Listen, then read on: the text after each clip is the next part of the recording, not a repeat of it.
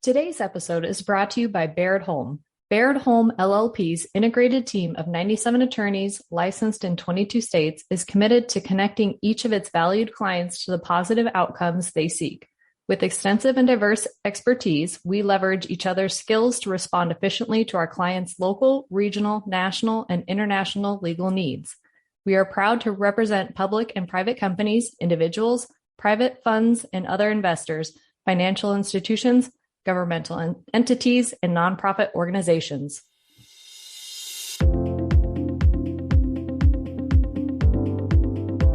Hello and welcome to the Booked on Planning podcast. I'm your host, Stephanie Rouse, transportation planner with the Lincoln Lancaster County Planning Department, and I'm joined today by my co-host, Jonathan Miller, a planner with the Delaware County Regional Planning Commission.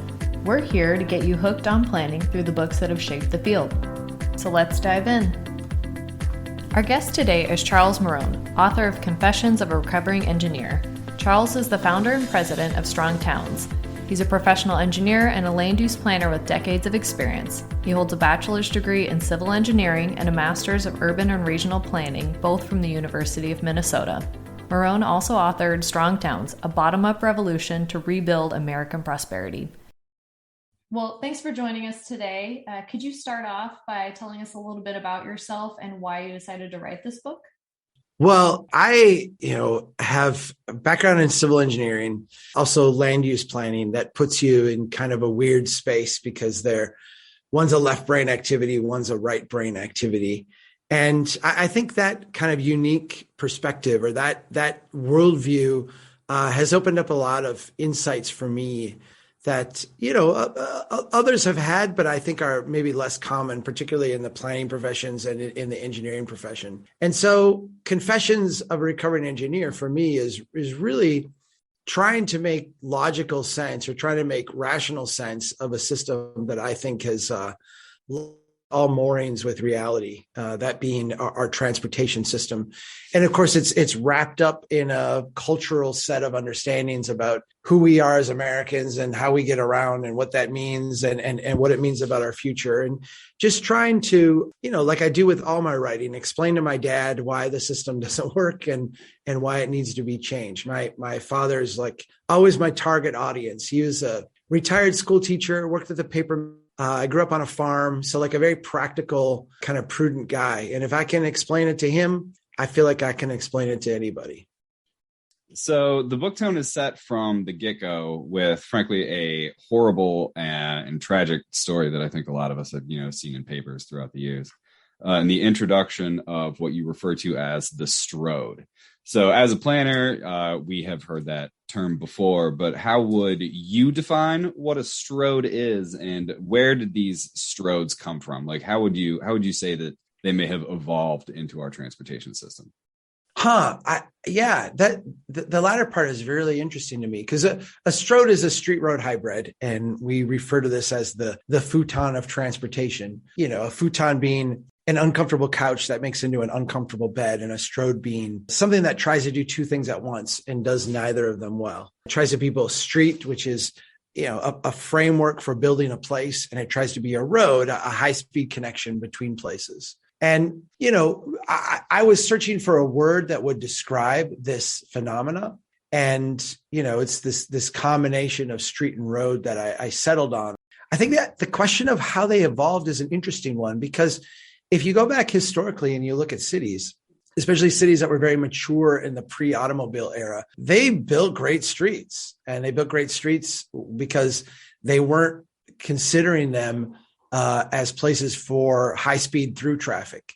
It's only been in the retrofitting of places, and then, of course, in the building of new places, kind of post-2, that our streets have become very strody, have served this dual purpose, this purpose of being a place where we're going to have homes and businesses and other things, and also being a place where automobiles will be able to travel through very quickly.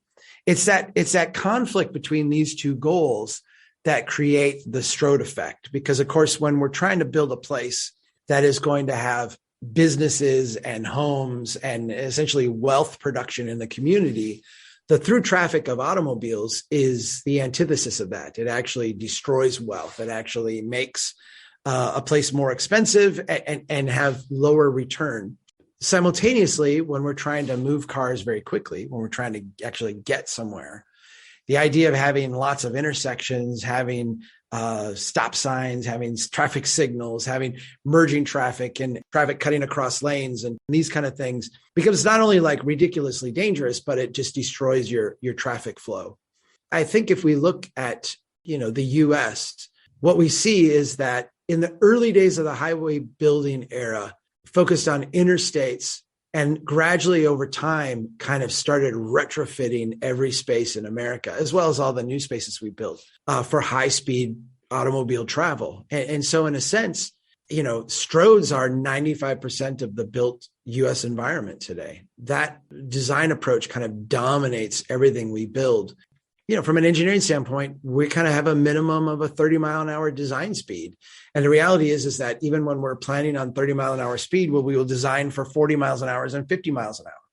And so the idea that you would get neighborhood speeds of 10 miles an hour, 15, less than 20 is just a foreign concept in the US today in terms of design. So as I'm sure you have heard any sort of retort to the over engineering, right? You always hear the argument of people say, well, if people just followed the rules of the road type thing. Yeah. So how do you think that the evolution of the strode, or like you described, the over engineering, I guess, of streets, like how does that lead into making the transportation system more dangerous? Yeah, it's a really good question. I think the idea too, that this common perception that, well, if everyone just followed the law, there's two kind of shortcomings with that right away. The first one is that, we have created this kind of rivalrous system where every time there is a crash, the approach that we take is kind of based on an insurance company analysis of who's to blame. And so we'll go out and we'll say, of the people with insurance in this space, who is to blame? And we'll apportion blame to this driver gets this percent and that driver gets this percent. And this person who is not wearing reflective clothing or whatever gets this percent. And we will kind of allocate blame in the incident because, the system itself is not like insured as part of that. There's no transaction. And so we kind of tend to overlook or minimize, we completely ignore the impact that design has on inducing and creating these crashes.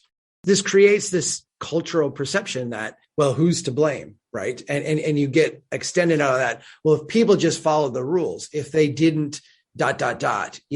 speed, drive drunk, text, there's like a range of things that we say. But the reality is you can follow any person, any individual in their car. And on almost every trip, they will break a law. They will not follow all traffic rules and regulations. Now they'll follow social norms often, right? Accelerating quickly, decelerating quickly, rolling through an intersection, taking a right on, into traffic, forcing someone else to change their thing, going 5 miles over the speed limit. These are things that 99.9% of drivers are doing on a regular basis. So, the comfort of our current system is that if you're not in a crash, you can always assess blame to someone else. But the minute you are in a crash, you recognize that like, oh, wow, I didn't really do anything out of the normal and I wound up here. Strodes have this way of, because the design is over-engineered and excessive, what it does is it signals to the driver that it's very safe to drive fast. We give you extra lane width, we give you extra buffer room, we give you extra room to move. And because driving it's a system one activity, it's a activity we can do with the passive part of our brain. That's why you can listen to music and sing along to a song and talk to someone in the passenger seat, because you don't have to be 100% fully engaged to drive. But what that means is that people will drive the condition that the road suggests is safe. And in a strode environment, what you have is then high speeds, because people will tend to drive faster, combined with randomness, random complexity. So you can drive down a street 1,000 times and the kid won't run out into the street chasing the kickball, but the 1,001st time they will. And that was an unexpected thing that history had taught you not to look out for. You can ride down a street and there will be traffic that will, turn across, and you'll be like, I'm used to that. I know that this is kind of a dangerous spot, but you go up a little bit and someone randomly pulls out and you hit them. It's the high speed and the randomness that produces the problem. And the ironic thing about it is that in streets or strodes where you actually have more complexity, more turning movements, more stuff going on, they actually tend to be safer because people expect it and they slow down and they're more aware. It's the places where you actually have this false sense of security and confidence, where when the random thing happens, people weren't expecting it. And that's when you get the tragedies occur. Does that make sense? It does. Yeah. I do that myself. I'll be going through a neighborhood and there's no one out, but the second I see a kid up ahead, I slow down, I take note, try to be more cautious because of that. Well, Ben Hamilton Bailey, the late Ben Hamilton Bailey, he is tragically deceased. He was brilliant man, just a beautiful man. And he designed shared space intersections in the UK. He told me this story once about two neighborhoods in Israel. I've never been to Israel. I would love to go. He had spent some time there, and he said, in Israel, Jews will immigrate from around the world. And there was a neighborhood of German Jews. And as you might expect, the German Jews culturally were very rule abiding. So when you would get to a light, even if there was no traffic coming, if you didn't have the walk signal, you would stand there and wait. There was kind of a cultural expectation that everybody would follow the rules and the laws and be very forthright and rational. And he said, right next door to this neighborhood, there was a neighborhood of like the ultra-Orthodox. And the ultra-Orthodox, and this is his description, but I've experienced this a little bit, and I think there's some, it wasn't a hard story to not believe. The ultra-Orthodox, have kind of a belief that it's in God's hands. And he said they would just randomly walk across the street and walk in groups, and just it was chaos to drive through. There would be people all over the place, walking and what have you, reading their Bibles and not paying any attention to where they were going. And he asked the question, what neighborhood do you think had the higher rate of pedestrian fatalities? And you would think that, it would be this crazy neighborhood where people were walking all over the place and walking out in the middle of traffic and not paying attention. But the reality is it was the other neighborhood. And the reason why it was the German immigrant neighborhood is because nobody driving through there expected randomness. And so they all drove at high speeds. They all drove confident that everybody would follow the rules. And it was the one incident of randomness that would create that tragic situation. And when you went to the ultra-Orthodox neighborhood, you recognize that these people are crazy. Like, this place is nuts. And so everybody would drive slower, and they would be more aware, and they would be more cautious. And that actually had the result of having lower fatality rates and lower crash rates. I think that tells us something really important about street design. And that is that when you make it very comfortable for drivers, you wind up in situations that are really dangerous. And when you transfer the danger to the driver and make the driver feel uncomfortable driving at speeds that are unsafe, that's when you get real safety improvements. It's really interesting, and it actually leads into my next question, which is about traffic lights. And it's one of the more bold statements that you make in the book, that it would be great if we could just do away with traffic lights. I hate them.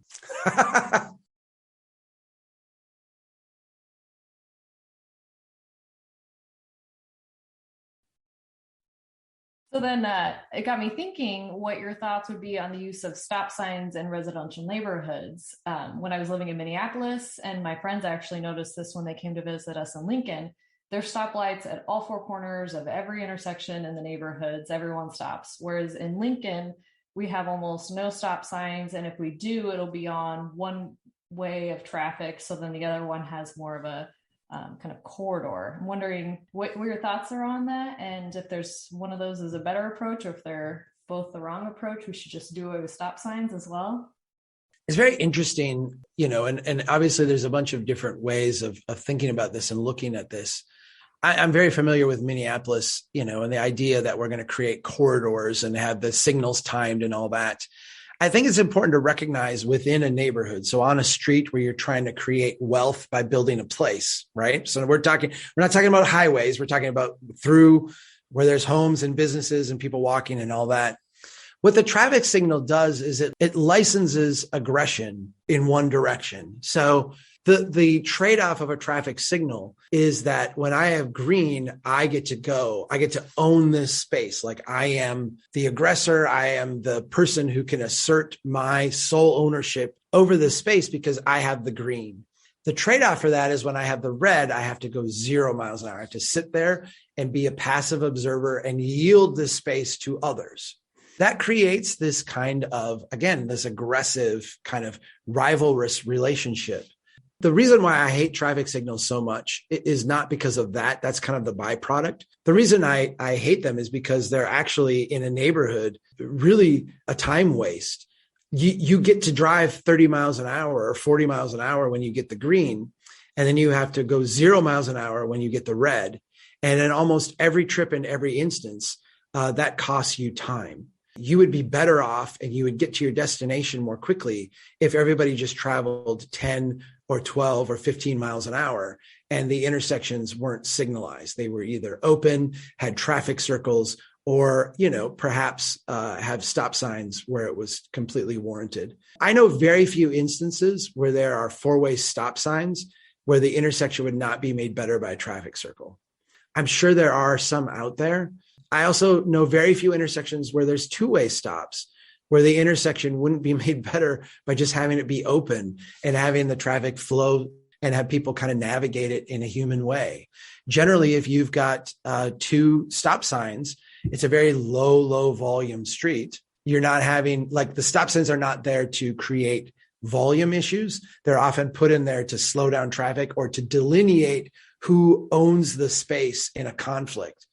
And I think this idea from traffic engineering that we as engineers can bestow ownership of the street on people going in a certain direction or with a certain color light, it leads to lazy design.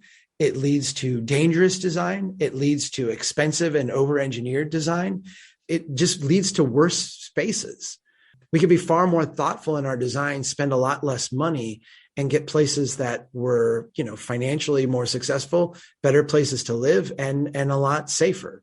And I think starting with getting rid of traffic signals would be a good way for the profession to get their minds wrapped around what that would look like. Because clearly, I think most people, when they hear you say, get rid of traffic signals, they picture in their mind like this madman riding through, texting at 40 miles an hour, doing their makeup or whatever. Like you picture like some insane person using the roadway. And you're like, how can we not have a signal?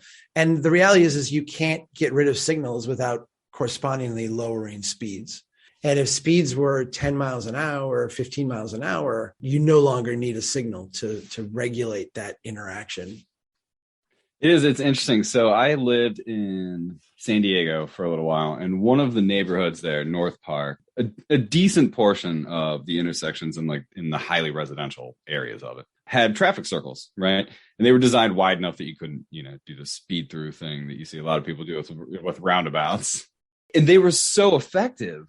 They were so effective compared to the four-way stops in terms of getting people to just, very slowly cruise through and just pay attention, and everyone could, merrily go on their way. I hate to in Europe, they do this because that's like, my dad will stop listening when you say that because he's an American and he doesn't live in Europe. I'll say this to you guys. I've been fortunate enough to travel in many, many places. And when you have a culture that is used to traffic circles, you can drive those places, or you can ride with someone, or you can just observe, and you see that people get to where they're going far more quickly and at far lower speeds. The thing about San Diego is San Diego drivers are amongst the most aggressive in the country.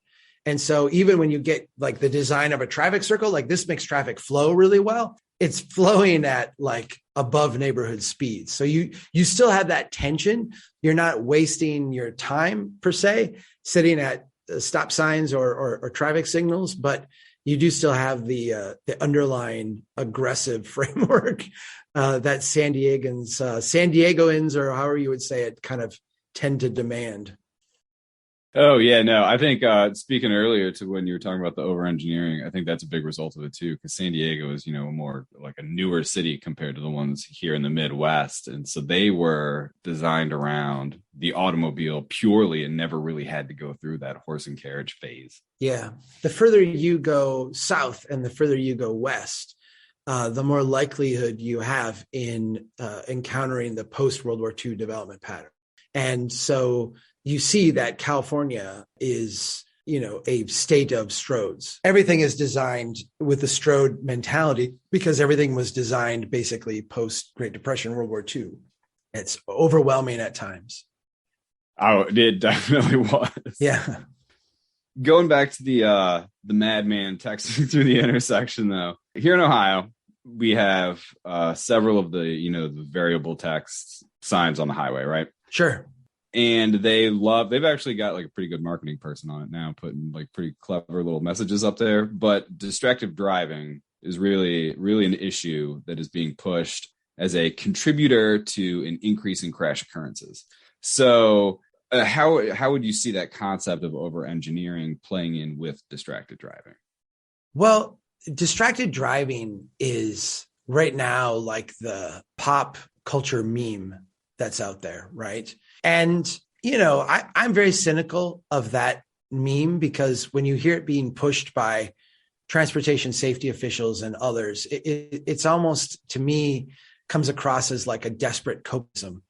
If we can just believe that it's distracted driving and we can just believe that it's people being reckless, then we don't have to think about deeply or encounter any of the things that we as transportation safety people have kind of pushed on and forced on society over the years. And let me be clear by that. There's a body of knowledge in the engineering profession about how to build places and basically say that we will increase safety by having greater margin for error. So in an automobile, we will put in airbags and seat belts and basically armor and padding, right? Like that. If you're going to have a kid, we're going to put your kid in a child seat. Like that's how we do safety. When we design a street, what we're going to do to create safety is give you a wider lane and give you recovery area and give you buffer rooms and clear out all the trees and all the obstacles on the side. Go off the road, you don't hit something. And we're going to take the traffic signals and have shear pins on the bottom. So if you go flying off the road and hit one, it will give way and you won't die. And we do all these things because, our premise is that vehicles need to drive fast. And because they're going to drive fast, we want all the padding and armor and everything else to keep you safe. This is such a backward way of looking at things. And I often point out to people, if you just start with like the kids and child seats, we spend all this time and energy and effort telling, new parents, like, put your kid in a child seat. Here's how you hook it up. Come down to the county and we'll teach you how. We'll even give you a free car seat if you come down. And we have all these programs to do this, but we never tell people, like, why don't you drive half as much as you do?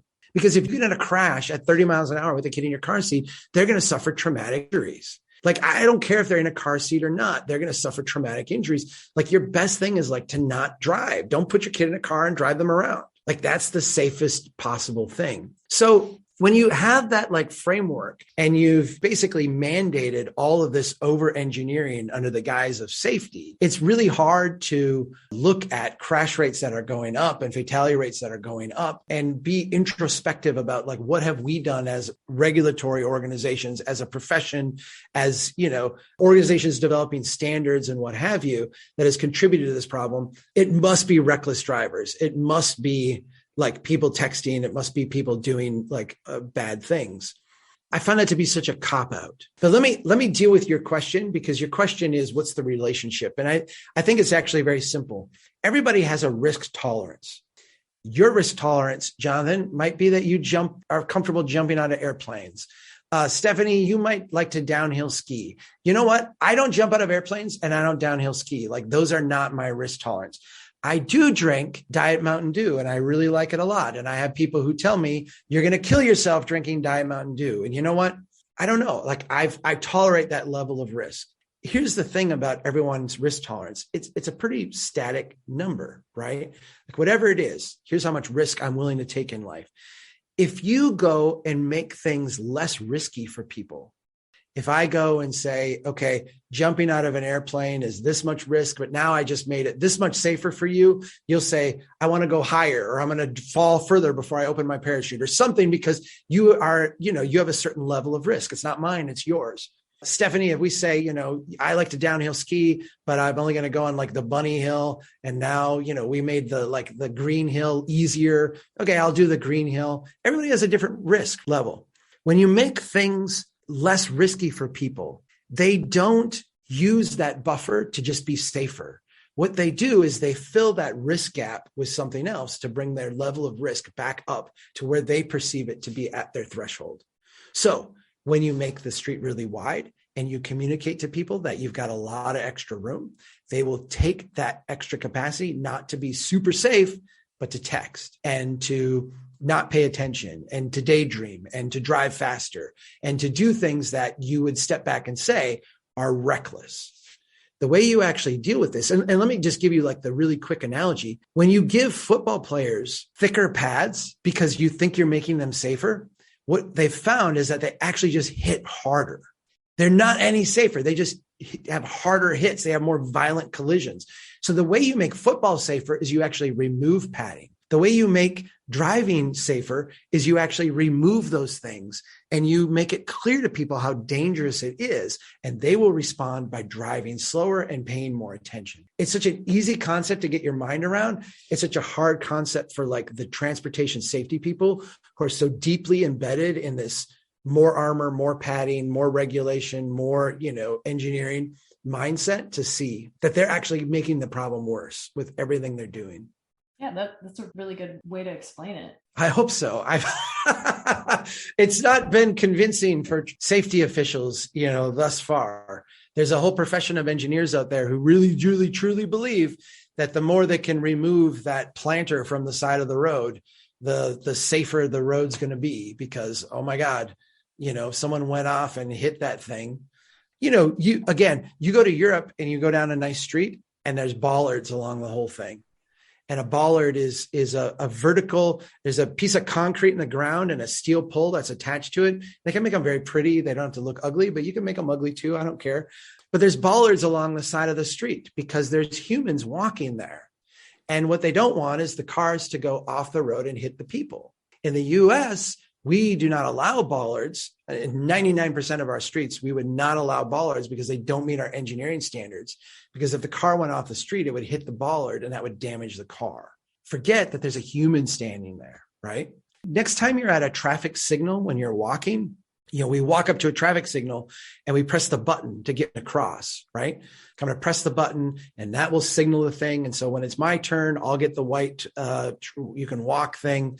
And then I get to own the space, right? That's the trade-off. Look at that pole and look down towards the bottom. And what you'll see is that there's a concrete pedestal in the ground.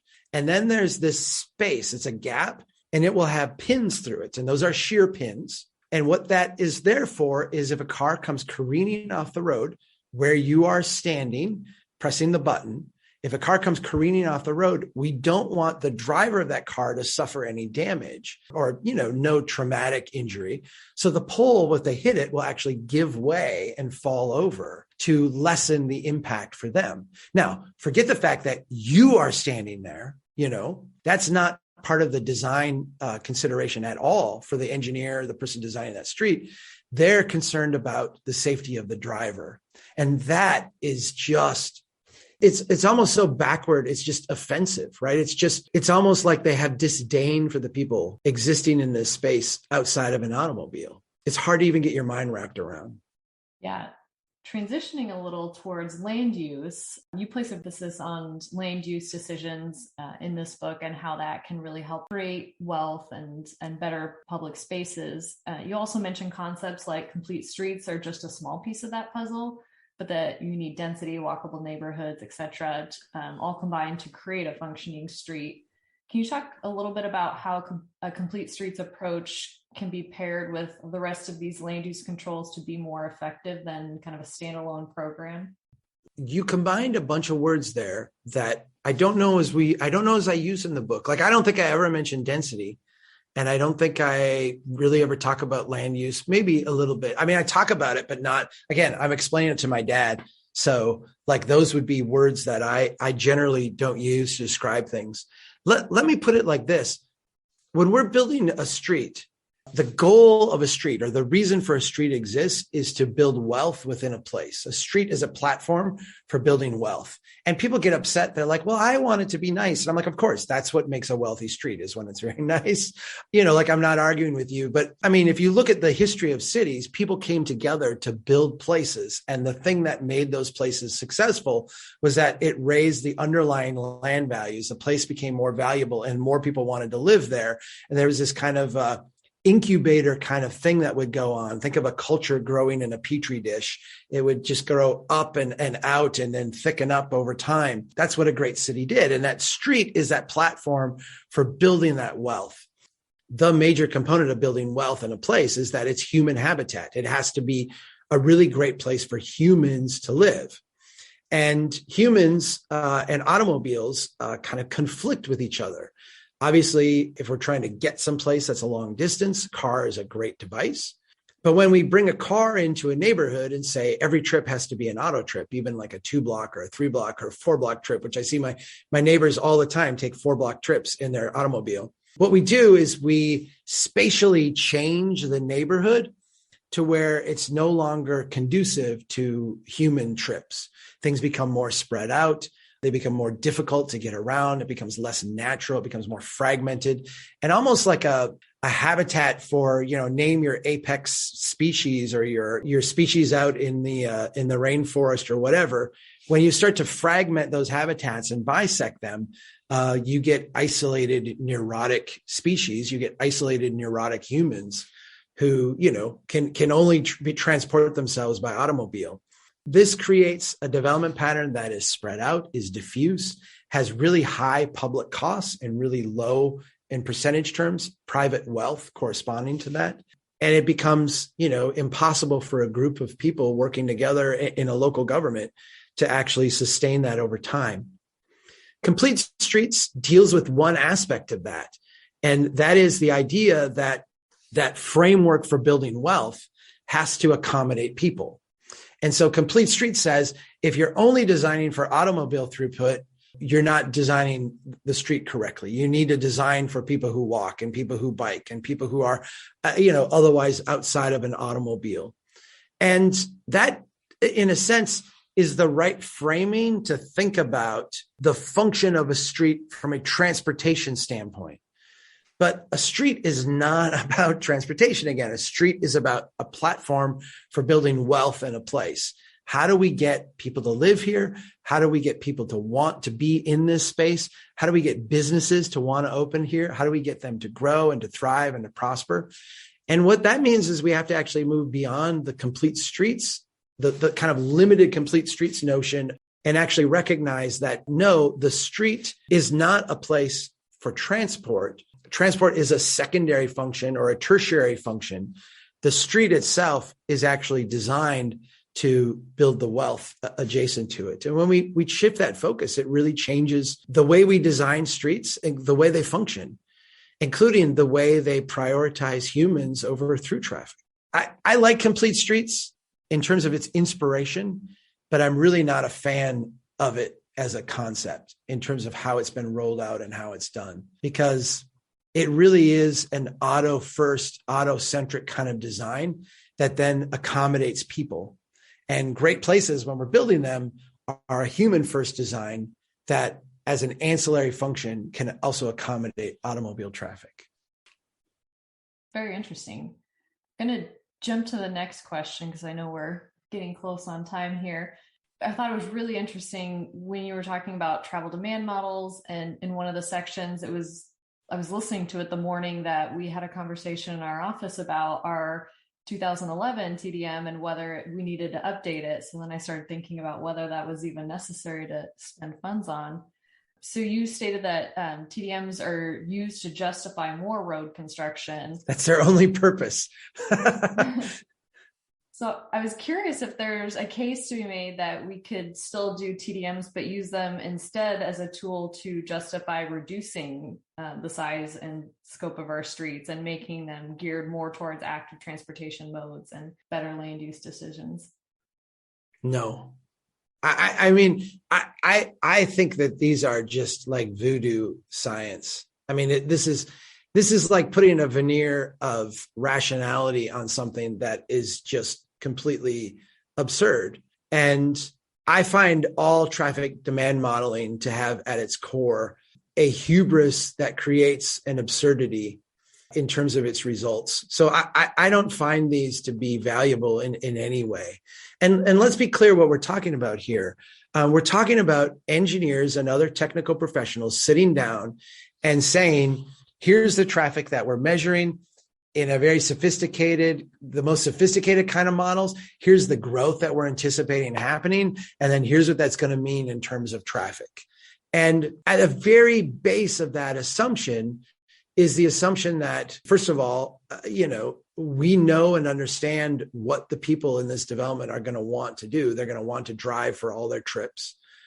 It becomes like this self-fulfilling prophecy, because once we build it that way, we ensure that that happens. There are also all kinds of build it and they will come kind of induced effects, where when we build things where only people can only drive, oh my gosh, people only drive. And then we say, well, people want places where they can only drive because look, that's what they have. And, it becomes this like self-fulfilling prophecy where we create the standards, we go out and build it, we project it out. And then, oh, lo and behold, we were projecting low even. I find this whole exercise to be silly and not worth our time. And if I had my way, I would get rid of all traffic modeling, either localized or regionalized or nationalized, and just say, tell me what is happening. We get these absurd results, right? Where like the state of North Carolina requires that you use a minimum of 3% growth per year traffic projection on all traffic projections. So we have highways where it's actually had declining traffic volumes for years. And then they go to update and fix the bridge, and they have to project out 40 years of increasing traffic and actually like make that bridge from a 2-lane to a 4-lane, when there's no rational person is going to look at this and say, this needs a 4-lane, but the model suggests that it does. The models also all treat humans like, static responses, as opposed to what we are, which is a dynamic response, right? We don't take into account the largest shifts in travel demand. How do you account for $4 or $5 gas? How do you account for a pandemic? How do you account for work at home? How do you account for automated vehicles? How do you account for, and we could just go on and on and on and on. I think at the base of it, when you assume that everyone is going to drive to every location, and you go out and you model that and you build that system, you create a system not only where the easiest thing to do is for everybody to drive to every location, but the default thing to do is that. And I think this kind of thing is such voodoo that it is beneath any profession that pretends to be anything other than just, how do we justify building more roads? That's literally most traffic modeling is. How do I justify building this project I want to build? So going on, you brought up the concept of dynamism, which is really good because that's actually one of the next questions. And it may be a bit condescending to planners, but in the spirit of improving professions, right? I'm one of those people who go to conferences and I always want to make a little like buzzword bingo card, right? Like usually just throwing out terms. And induced demand is the new one. I think that one's making it's in the top. It's in the the top 10 hits for 2022. Right. I don't think that planners as a profession do a great job of explaining it to the layman. Right. They'll explain it in terms of if you build a lane, it'll just fill up with cars. But they don't really go in depth with it, and I think it loses a lot of people, and a lot of people just don't believe it. Right. Or they don't believe the opposite, right? Which is, if you build more lanes, it will help congestion, right? That's what they don't believe. They might believe that it fills up, but they look and they say, so you're telling me not to add more capacity because that won't help. I don't believe that, right? That's what my dad would say. Yeah. You do the best job I have come across explaining it in your book. It's the absolute best way. I'm like, that is how we as planners should be explaining it to people, because that's how we will get the layman to understand the concept that we're trying to communicate. So would you mind briefly running through that real quick so that some people can maybe take heed of the lesson and bring it back to where they were? Yeah, no, I appreciate that. And it's a whole chapter, and there's some nuance there. I'll try to do it justice. I think we have a recognition that if you build, right? And that's kind of what induced demand suggests. But layered underneath that is the fact that humans can respond dynamically to a system. And so what we saw during the pandemic was we had these stay-at-home orders and traffic just dropped. There was nobody on the road, right? Like these eerie pictures of like totally vacant highways, and the smog went away in major cities, and nature is restoring itself. I had to laugh at all this. I'm not an environmentalist, in that sense. I looked at it and I'm like, oh my gosh, this is astounding. Like, look at this. But then traffic came back, and it's amazing now because we are at essentially the pre-pandemic levels of traffic again. We are not experiencing the pre-pandemic levels of congestion. And I think this goes a long way towards explaining this idea of traffic as dynamic. How do you explain the fact that as many people are driving today as we're driving before the pandemic, but we are having less time when the highway is at what engineers call level of service F, or like completely stopped, highly congested? It's because people now have more options about drive. People are working from home now. And so when you have more options of when you're going to drive, you will look out and you will say, I have 2 trips to make today. I want to go to the store and get some milk, and I'm going to go to the pharmacy and pick up my prescription. I could go at 7:30 in the morning or 8 in the morning, but I'm going to be in the depth of the traffic rush hour, and it's going to take me a long time. Why don't I just delay that trip till 10 o'clock? I'll go at 10 o'clock and I can get there back, and I won't have to deal with the congestion. That is humans as like dynamic decision makers. Pre-pandemic, what you saw is that everyone's boss said, you've got to be at the office at 8 o'clock. And so it created this like problem where like everybody had to like commute in and get there at 8 o'clock. And so some people would have to leave home at 6:30, and some people at 7, and some people at 7:30. And you created this whole like regional dynamic. Well, now the boss is saying, you got to come to the office 2 days a week. We're maybe a little bit more flexible on the time. And so most of our trips now are discretionary trips. They're choices that we can make as to when to go. And so what you see is that humans have adapted by spreading out their trips throughout the day. So you don't have as high a peak congestion because there isn't this demand that you be at a place at a certain time, but you do have greater levels of traffic throughout the day. And when we go in and we build like a new highway lane, it's really easy to see what happens, right? Like, I know this new highway lane is going out there. That means that this lot that is $50,000 less, or this house that's $100,000 less out here 10 miles away, the commute might stink today, but when they put in this new lane, I'm going to be able to live in this house, and I'm going to be able to get to my work in the same amount of time. And so you move to that new lot, and you're a few years ahead of when the highway is going to open. You can suffer through that because you got a bigger house and a cheaper house, and it's like you like it. And then you see people around you kind of doing the same thing. And then all of a sudden that highway lane opens up and it's completely full. And it's like, how did this happen? Well, it happened because everybody reacted dynamically like you did. That's what humans do. They're smart. They react to, opportunities and stresses. If we could just mandate that all humans stopped using their brain and just like acted predictably the way our models did, our models would actually work. But as long as humans are going to have agency and going to be able to decide when they go someplace, how they travel, the number of people they travel with, our systems will be dynamic. The people in the business know this. I mean, I think that's the thing that frustrates me the most, is that not only do planners know this and transportation planners know this, but the engineers know this too. And the fact that they're willing to do these projects where the marketing brochure is, we're going to fight congestion by doing this. And we're going to, let me say it in a different way, we're going to get paid to fight congestion. Congestion is our enemy. Pay us, we'll fight it. And like knowing that it's a war that every time we go out to engage this enemy, the enemy grows stronger.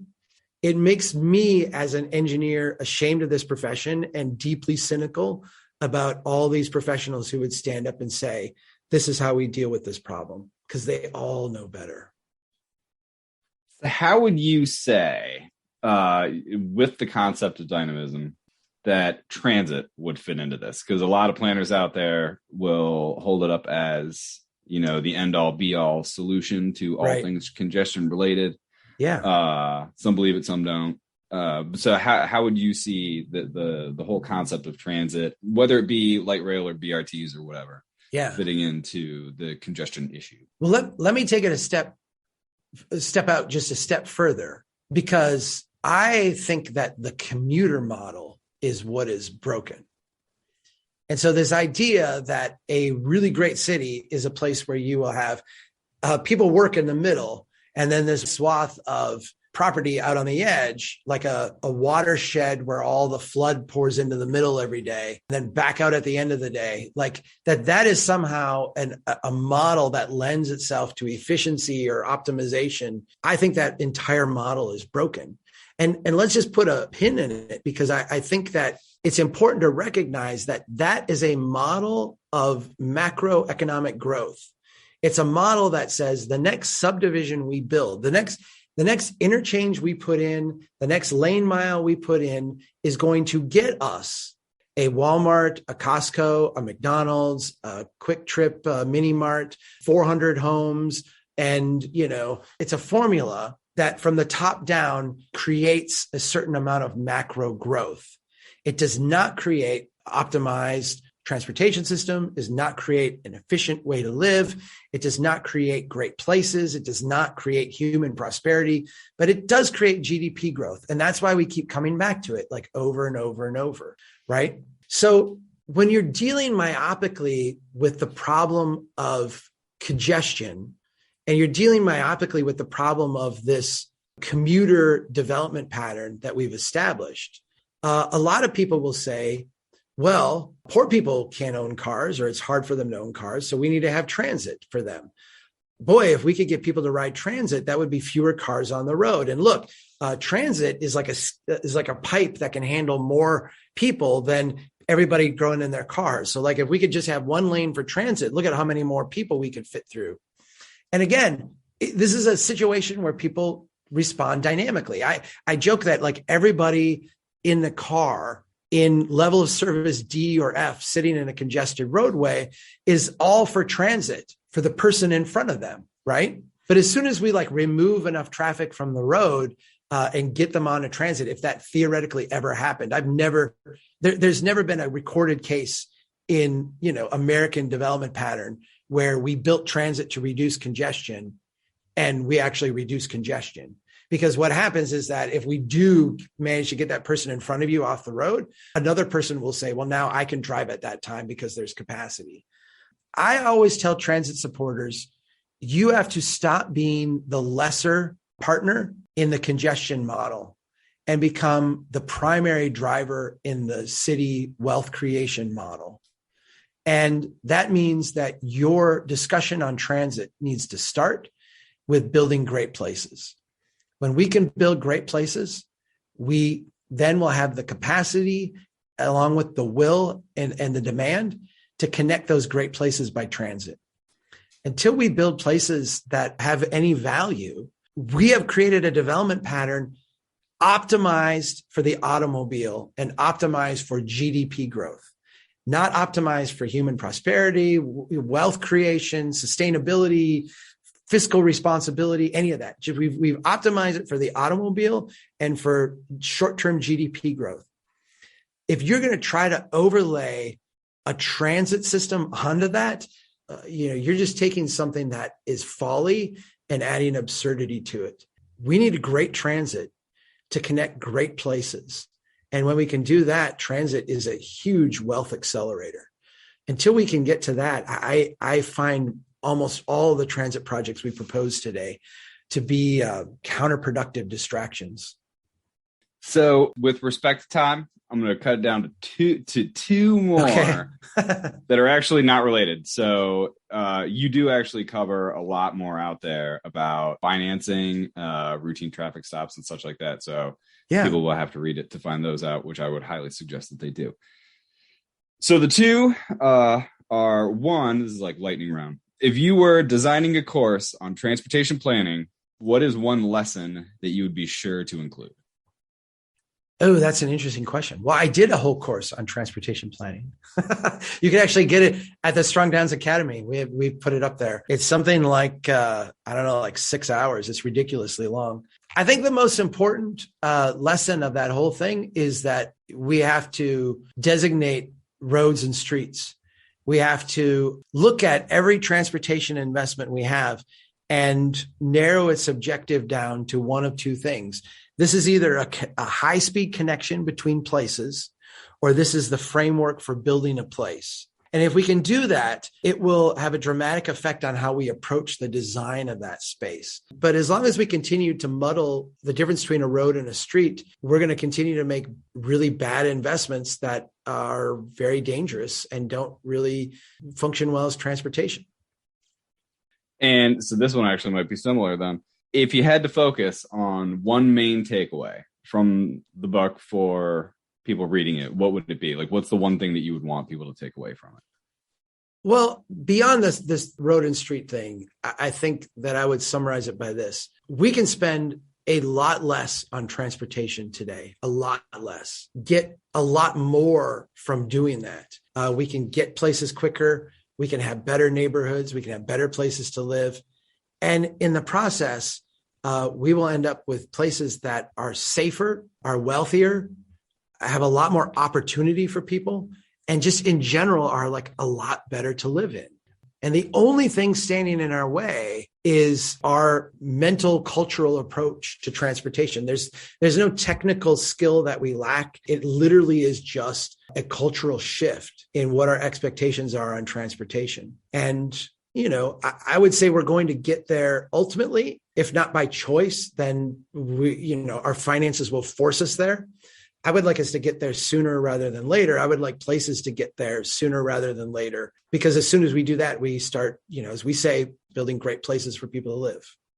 Well, it's been a really enlightening conversation. I really found it very interesting. So I appreciate you taking the time and joining us on our new podcast. Thank you. I hope it all goes well for you. It's always fun to chat about these things, and I wish you all well.